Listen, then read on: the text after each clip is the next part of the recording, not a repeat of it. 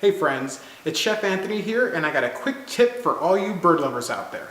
It can be summed up by one funny sounding word: spatchcock. Yes, you heard that correctly, spatchcock. Spatchcocking is an awesome technique that enables you to get crispier skin, juicier meat, faster cooking, and even cooking every time you cook your bird. It's really simple. All you need is a sharp pair of kitchen shears and a sharp knife. In a moment, I'm going to teach you how to do it and really up your bird game.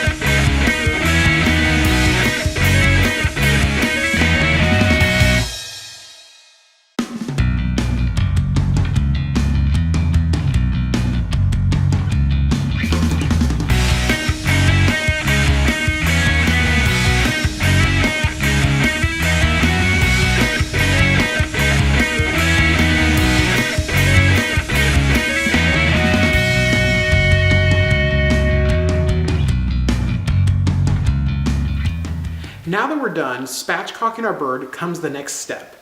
I always brine my bird using Alton Brown's brine recipe.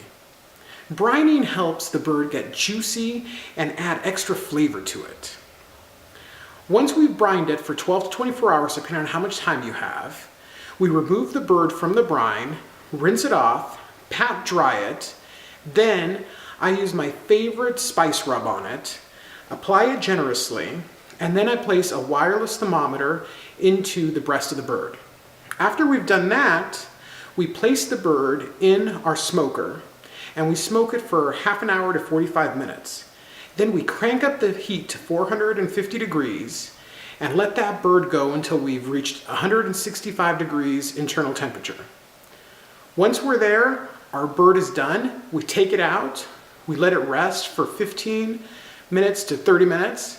Then we enjoy the most succulent, crispy, juicy bird you've ever had. I hope you enjoy eating it as much as I enjoyed talking about it.